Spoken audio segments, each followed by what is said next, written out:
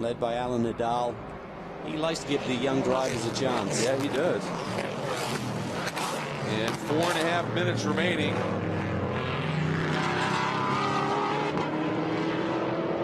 Up into turn 6. Very tricky piece of real estate. You got to time your braking to perfection. Oh, the 018 off. That was Cameron Castles, who's been in the wars today. Yeah, eventful day, but a quick one. Yeah.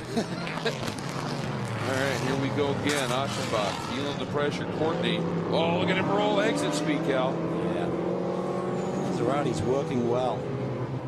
I think if he had the track position, he could be a real threat for the win. We just don't know how much in hand Ian James has, leading this race from start to finish, possibly. Nonetheless, Courtney, very impressive. Yeah, that margin that James has had, he got it up to about, what 1.4 seconds?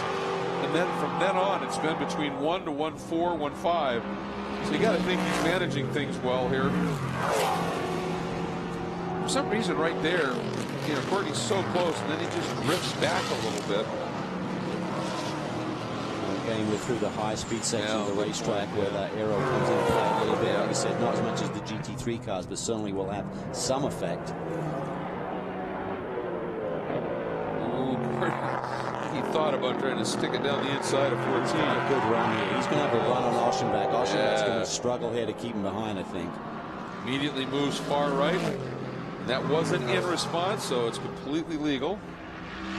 But now he's got to say Courtney pops to the left. Aschenbach can't do that. And that's, well, Aschenbach knows that rule. He stayed right there, but what can Courtney do about it here? He's savvy, Aschenbach, but look at this. Boy, did he time it well enough? Nope. Just a little bit too close there. Right at that key moment, you need to be able to accelerate through the corner and not be stymied with the guy taking away your space. If he just backed off a little bit more, Greg, there was an opportunity to get down into turn 3. White flag next time by, so he's going to have one more shot at least at turn 1. We'll see what he can do elsewhere.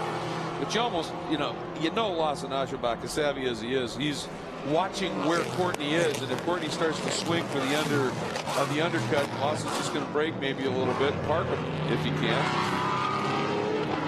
Well, he's just so savvy. Yeah. That's why he's won so many titles over the years.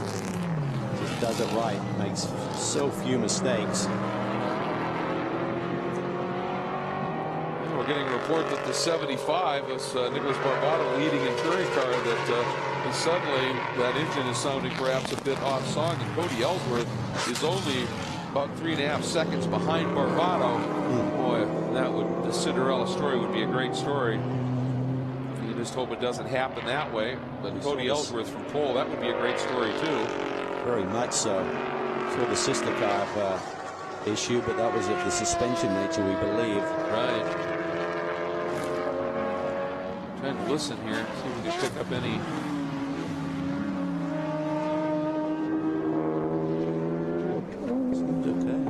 Okay. Ooh, there's that pop. Just heard it. Slowed. He slowed dramatically.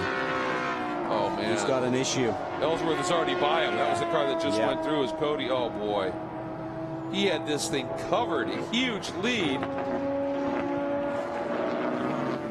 at this battle here. Gottsacker coming after Baptista. Or Baptista got back around him. Yes, he has. Wow, this is a great late race surge, if you will, by Baptista. He's tough. Really impressive year. Yeah, absolutely. So white flag should be out. There it is. Look at the battle for second. Courtney's even closer this time. Can he time it a little bit better? To back it off there, and then now go. Roll the speed. Look at that. He may have done it. Is he up along the outside? Lawson just gets really protective with that inside lane. He's going to take it in deep. He's not going to give it to him again. Just try and do the undercut right now. You got to run. Oh, boy. And traffic on top of it. James, 1.5 right now.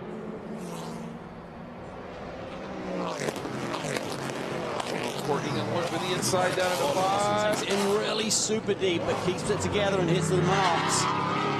Great job there by Lawson Aschenbach. Saving a little bit, saving enough possibly to hang on. Versteeg in the background is absolutely driven away from Baptista and Gottsacker. Versteeg is catching this lead. Yeah, he is. All right. Down into turn 8.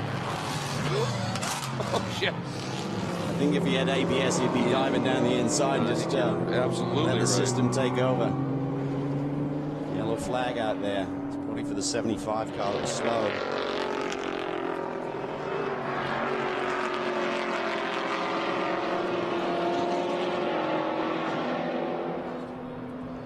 Boy, Versteeg is coming. Boy, 2 more laps, he'd be right in the thick of this now. This is the last lap, though. What? Look at Versteeg. Yeah, he's flying. I'm curious to see what his last lap is. Right now, he holds the fastest race lap at a 2:19.568. This last lap may be even better. This is as close as I saw Courtney heading into Canada Corner, and he just couldn't get it done. And I think he will be ruining not having ABS, because I think that might be the story of this battle for second. He's had to be totally on his game in terms of defending that position. But Ian James, last corner. Oh, he's just got to climb the hill, and Elkhart Lake may never be the same tonight for the party that might unfold from what we've heard. Ian James and the Panos Avezzano GT wins it at Road America. What a story for this extremely talented British driver in a team